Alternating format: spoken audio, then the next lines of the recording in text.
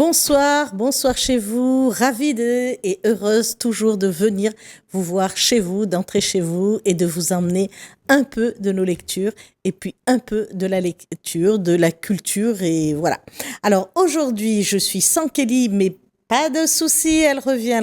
Elle a juste un petit contretemps, mais bientôt Kelly sera avec nous. Donc aujourd'hui, je reçois Sylvie Rimlinger. Je l'ai pas. Ouais. Bonsoir Sylvie. Bonsoir Kousou. Alors Sylvie, c'est une écrivaine, c'est un poète, elle anime des ateliers d'écriture et moi je l'ai rencontrée dans un atelier d'écriture d'ailleurs et puis voilà, et puis donc ça a bien matché et puis voilà, donc c'est pour ça qu'aujourd'hui elle est sur notre plateau. Alors déjà, la première question, Sylvie, comment tu es arrivée à l'écriture? L'écriture avant la peinture avant? Dans quel ordre tu as fait un peu les choses? J'ai fait l'écriture avant, j'ai pas fait exprès, je suis tombée dedans. En fait, j'ai passé une enfance très ennuyeuse dans une campagne un peu profonde, dans une famille un peu dysfonctionnelle. Et ma chance, c'est qu'il y avait énormément de livres partout dans toute la maison. Donc en fait, je me suis construite avec la littérature. Donc j'ai continué. Voilà. Et donc ça, c'est les livres et la peinture. Et la peinture, j'ai eu un moment dans ma vie où j'ai ressenti le besoin de bricoler, d'assembler, de tester des trucs et tout. Ça m'aidait. Et donc, je suis arrivée au bout d'un moment à me former dans cette voie. Et c'est un peu marrant parce que c'est en passant par là que j'ai retrouvé l'écriture que j'avais perdue depuis un certain temps, puisque j'ai une vie professionnelle et comme tu le sais, la vie professionnelle, ça prend du temps. Ça prend du temps, n'est-ce pas? Ça occupe beaucoup. En plus, une vie familiale, ça occupe aussi. Voilà. Oui. Donc là, j'étais restée une lectrice, mais je n'écrivais plus du tout. Et puis en me formant à la peinture, aux bases académiques de la peinture et du dessin, etc., ça m'a ramené à une expression du coup visuelle. Et cette expression visuelle, je composais des collages très élaborés à partir de jeux de 52 cartes que je découpe et que j'assemble pour en faire autre chose. Donc, dans les cartes à jouer, il y a déjà des visages, il y a déjà des symboles de quelque chose. Oui. Et donc, ça prend un certain temps à coller tout ça. Donc, il y a des histoires qui naissaient comme ça. Puis j'ai commencé à écrire les histoires qui répondaient au collage que j'avais fait. Et puis, au bout d'un moment, ça avait l'histoire qui continuait toute seule dans ma tête. Donc, je faisais le collage pour répondre à l'histoire, etc. Et c'est comme ça que ça m'a ramené à l'écriture, en fait. Ah oui, et cette histoire-là a terminé par un roman. Ah oui. Voilà, qui a beaucoup évolué parce qu'à un moment, j'ai dû abandonner le côté visuel. Je ne pouvais plus marcher comme ça, plan. Il fallait vraiment que je me consacre à faire quelque chose de bien, avec, selon moi, une valeur un peu littéraire.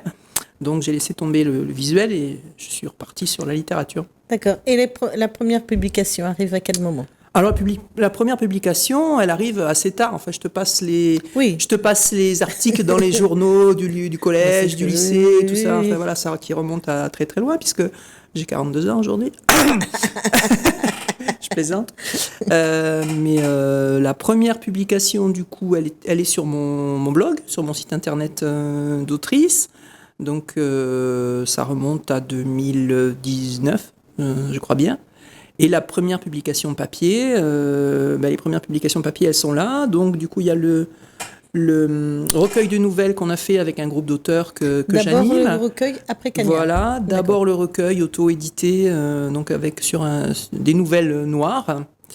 Et puis ensuite, j'ai rencontré au Salon du Livre Pays, pas cette année, mais l'année dernière, j'ai rencontré l'équipe de Cagnard que je connaissais depuis longtemps, mais je ne connaissais pas l'équipe. Agnès. Donc voilà, j'ai rencontré Agnès, et puis Bobby du Margouillat, et tout ça, et Jocelyne, etc. Et puis je leur ai envoyé une nouvelle, et ils m'ont dit « Ah ouais, c'est super, on la prend, et tout. » Et depuis, je navigue avec Cagnard. Et entre-temps, j'ai aussi rencontré Julie Legrand, qui fait Famzine. Et là, j'ai un texte qui va sortir dans le prochain Famzine aussi, parce que ça m'a intéressé. On avait reçu déjà le premier Famzine, voilà. Et voilà, le deuxième. Mais voilà. On aura de quoi... parce que je me suis dit qu'il fallait, tant qu'à faire, être chez soi, parce que ça fait 34 ans maintenant que mes visites à l'art. Ben oui. Donc, c'est matière d'adoption, on va dire. La Réunion, c'est mon île quand même. Oui. Même si je ne suis pas née. Oui, mais bon, on n'a pas besoin de naître quelque part pour se sentir chez soi. C'est ça, voilà. Et donc, je me suis dit qu'il fallait quand même que je commence par chez moi. Et donc, publier des nouvelles ici. Alors, on va revenir sur les nouvelles mauvaise conduite. Alors là, je vois beaucoup de nouvelles. C'est un choix, la nouvelle, par rapport au roman. Hein, c'est-à-dire que c'est pas théâtre, poésie, du tout le même travail. Moi, mon truc, c'est vraiment la fiction. Et courte. Oui, plus ou moins. Je me suis emmerdée dans ma vie professionnelle à écrire beaucoup de choses dans l'administratif, si tu veux, des dossiers, des projets, des machins pour les uns, pour les autres. J'étais chargée de production dans le spectacle vivant, donc j'ai fait beaucoup de dossiers dans ma vie et je pense que j'en ai fait assez. Voilà, donc mon truc maintenant, c'est vraiment la fiction. J'ai vraiment envie de raconter des histoires parce que en racontant une histoire, on peut faire passer des choses qui peuvent être quand même assez profonde. Alors, c'est peut-être un peu prétentieux de dire ça. Ce qui me concerne, c'est peut-être pas très profond, mais ce que je dis, mais en tout cas, c'est possible et toucher beaucoup plus de monde avec de la fiction qu'avec un essai qui pourra être merveilleusement bien écrit et documenté, mais qui va toucher qu'un certain petit nombre de spécialistes qui vont y avoir accès parce que personne ne va les lire.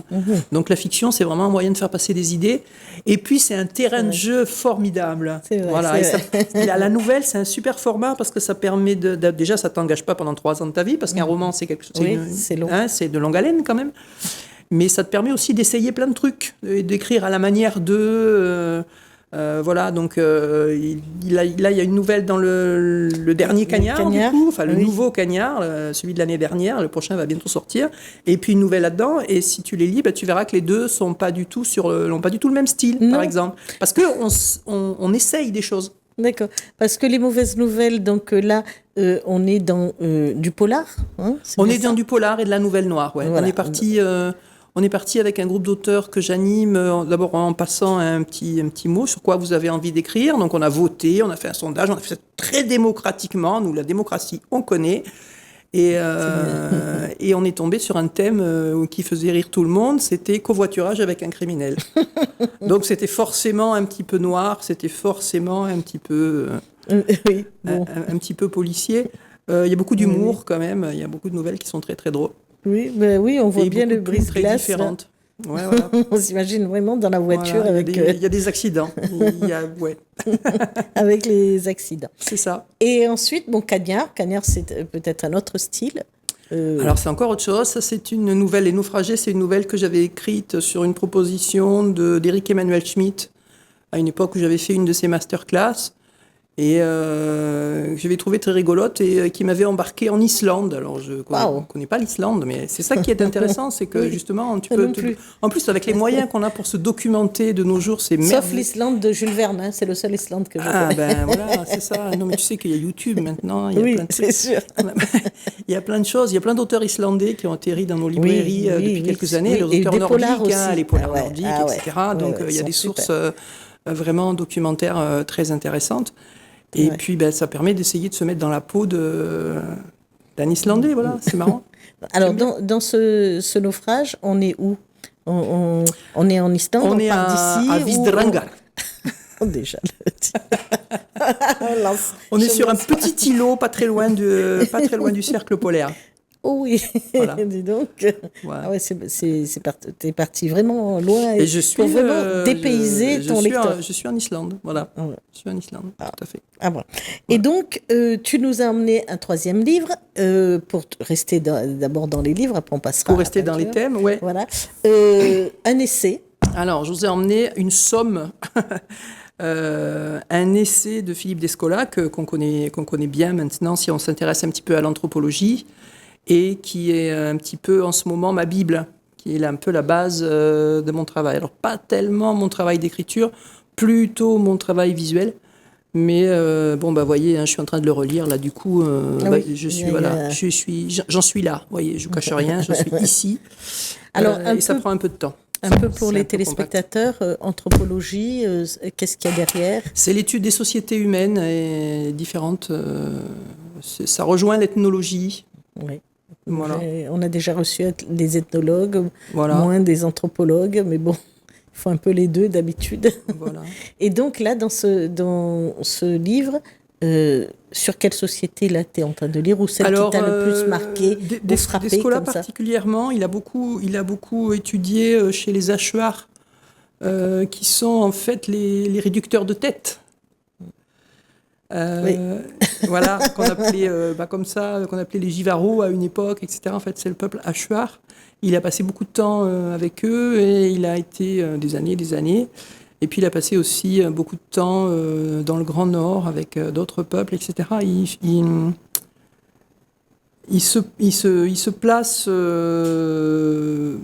d'un point de vue très intéressant en essayant de recouper des choses, comment ça se passe ici, comment ça se passe là, comment ça pourrait se passer chez nous du coup aussi. Ouais. En fait, c'est tout un travail d'étude, mais ça mène à une déconstruction de nos schémas mentaux. En fait, on est bien programmé. En fait, tu as toujours envie d'apprendre, tu as toujours envie d'aller au-delà de bouger un peu tes lignes. Ben oui, mais non, mais... de bouger un peu tes lignes. Ben ouais, il y a autre chose derrière la colline, il faut bien aller voir. Oui. Hein? Tu es toujours restée la petite fille curieuse, en fait. Ouais, on peut dire ça. Ouais, d'accord. Ouais. Curieuse et parfois pas commode. Alors, on va montrer ce que tu fais en peinture. Alors, à partir justement du travail de Philippe Descola, ça m'a amené à une série de collages. Alors, celui-là s'appelle Le registre des possibles. En fait, j'ai fait une série de collages où j'ai juste repris les... Alors, attends, je regarde, voilà, je le mets juste en face. Et comme c'est du bleu, ben, ça passe pas bien à l'écran. C'est pas grave. Du coup, donc, en mettant en rapport un petit peu les sociétés humaines et les sociétés animales, qui ne sont pas vécues pareil dans les peuples premiers et chez nous, quoi. On a beaucoup instrumentalisé les animaux et c'est pas le cas.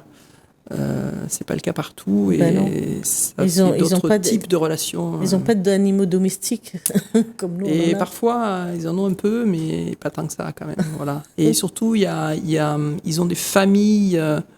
Ils peuvent très bien être de la même famille qu'un animal de la forêt, qu'une plante de leur jardin.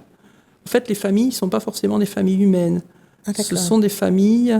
Du vivant, mais c'est même pas une question de proximité, mais c'est un lien, ça vient des rites, des ancêtres et de la façon dont c'est constitué. Donc ils voient eux connaissent la parenté entre telle plante de leur jardin, telle personne du village et tel animal de la forêt, et ils sont identifiés comme étant de la même famille. Donc c'est vraiment une remise en question totale de tout ce qu'on a l'habitude de faire. Et c'est pour ça que c'est intéressant.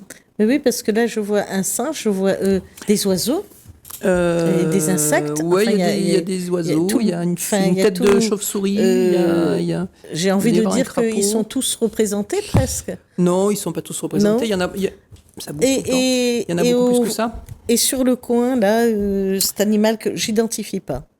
Ici, ouais, j'aurais dit un dinosaure, mais alors, ici, un reptile. Je crois qu'il y a une étoile de mer en bas.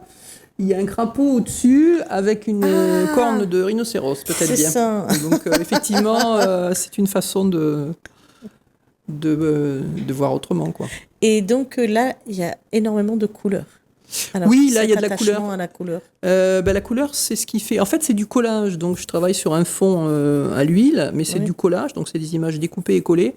Et du coup, je retravaille après avec la couleur. Je viens avec la couleur par-dessus pour faire une unité de ce qui est là. Et puis, proposer, du coup, une autre lecture. Et puis, faire quelque chose d'un peu joyeux aussi, tant qu'à faire. Voilà. Et puis, visuellement... visuellement, ça surprend, mais c'est vraiment gai comme tableau. Hein. C'est gai. Alors, je ne sais pas si ça se... C'est un tableau gai. Voilà. C'est vraiment joyeux. Ça, ça, c'est ça. On a l'impression, on peut s'inventer une histoire, mais vraiment une belle histoire, puisqu'on a l'impression que l'oiseau regarde la famille là, qui est en bas. C'est ça, voilà. Qui regarde la famille qui est à chaque fois, ça raconte une histoire aussi. On peut se raconter une histoire. Et ça, je ne peux pas m'en empêcher. Moi, j'aime les histoires. Oui. Oui, nous aussi. C'est comme ça. Alors, donc, moi, j'ai vu bien d'autres tableaux, parce que tous vos tableaux ne sont pas... Vous avez aussi des tableaux géométriques, des tableaux... Moi, j'en ai vu d'autres. Oui, j'ai fait c'est pas que des tableaux avec des visages ou j'ai des idées fixes, mais j'en change souvent. Ça, c'est bien dit. En fait. Et alors maintenant, on va passer aux ateliers, parce que vous animez aussi des ateliers. Moi, je vous ai vu au Salon du Livre Pays de Saint-Paul. Oui. Il n'y a pas longtemps, avec un groupe et en train de travailler. Oui, j'anime des ateliers d'écriture, j'adore ça, c'est vraiment un truc où je m'éclate complètement, c'est génial. Alors, tout le monde est content, en plus, les gens s'aperçoivent qu'ils peuvent écrire alors qu'ils ne le savaient pas et ils sont toujours très contents. Et moi, c'est une mine pour moi aussi. Et j'anime aussi des ateliers d'art plastique. Ce matin, j'étais au collège de la Pointe des Châteaux. Voilà, sur tous les fronts. Oui. Alors, pour revenir aux ateliers d'écriture, ça me paraît difficile comme ça de faire émerger l'écriture chez les gens. Alors, comment vous y prenez pour leur faire sortir cette écriture ? Ça dépend dans quel cadre. On est. Si on est dans un cadre scolaire, on essaye de faire une ou des propositions d'écriture qui vont parler un petit peu aux jeunes et puis qui vont les interroger un peu, d'être un peu iconoclaste, d'être un peu à contrario de l'ambiance scolaire, etc., pour provoquer un peu quelque chose. Ça marche assez bien. Sinon, en général, les ateliers d'écriture, si c'est dans une médiathèque ou dans le cadre du salon du livre, les gens s'inscrivent volontairement, donc ils savent qu'ils veulent écrire. Après, ils ne savent pas exactement qu'est-ce qu'ils vont écrire, mais ils savent qu'ils ont envie d'écrire. En tout cas, ils sont là pour expérimenter des choses. Ouais. En fait, c'est des jeux. On fait des jeux. Et ensuite, il y a une suite. Des fois, ils continuent. Des fois, il y a une suite, oui. Des fois, il y a une suite. Des fois, on se revoit plusieurs fois. Et voilà, il y a un accompagnement qui est demandé. Ça m'arrive d'accompagner des auteurs qui ont envie d'écrire quelque chose. Ah oui, d'accord. Ah bah oui, voilà. Donc vous avez vraiment une vie bien... oui. Une vie... littéraire, artistique, bien... J'essaye. Bien rempli. Et donc là, la prochaine fois, on vous voit où ? Eh bien, chez moi. Évidemment. Est-ce qu'il y a des événements où vous serez, où ceux qui nous regardent peuvent vous trouver ? Je serai vraisemblablement, mais avec des œuvres visuelles, je serai samedi prochain à la ferme Loucachette, où il y a une manifestation qui s'appelle Mater, M-A-T-E-R, autour de questions écologiques et ça va être certainement une très bonne journée, donc je serai là-bas. Des salons et aussi. Après, alors les salons, il n'y a pas trop de salons, les salons du livre c'est un peu fini là pour l'instant, donc on attend la sortie du prochain Cagnard et puis la sortie du prochain Fanzine qui sont dans les tuyaux en ce moment. Oui. Et puis, il y a aussi quelque chose qui m'échappe à l'instant. C'est pas grave, voilà. ça va revenir. Une exposition à la galerie Col-Col, qui est au Tampon, qui est une nouvelle association qui est active depuis un peu moins d'un an et qui s'est donné pour objectif de mettre en avant quelques travaux d'artistes sur une base collective, qui fait des expositions collectives et qui s'active un peu dans tous les sens. Et c'est assez sympa, il y a un bon groupe. Ouais. Et donc, voilà. Je vous vois toujours dans du collectif, avec des gens. Mais oui, le collectif, c'est l'avenir, c'est la vie, c'est tout, c'est le passé. Jamais solitaire. Mais si, tout le temps solitaire, mais justement, il faut sortir du solitaire. Il y a un temps pour ça et un temps Parce que je vois que là, tout ça, c'est quand même que des groupes, des... Mais on est meilleur à plusieurs. Enfin, 10 cerveaux réfléchissent mieux que... Ah bah c'est sûr.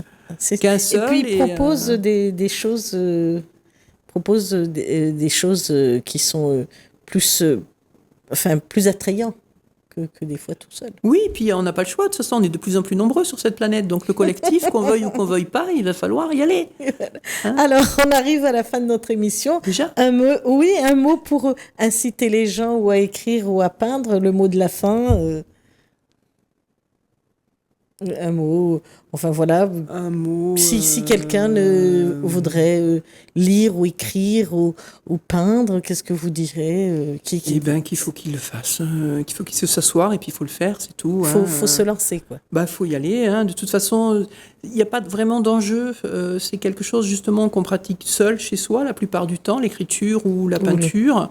Donc, il faut juste enlever les filtres qui disent que Ami gagne pas, je suis nulle, je sais pas faire, oui mais moi ceci, moi cela. On a tous des choses comme ça qui nous sont qui nous sont infusés dans nos biberons et même avant. Et il faut juste s'en débarrasser, puis accepter de regarder ce qui se passe, quoi. Il faut expérimenter. C'est juste une expérience. Alors là-dessus, on se quitte, puisque c'est le mot de la fin. Voilà. Merci de nous avoir suivis. À bientôt pour une autre émission. Au revoir.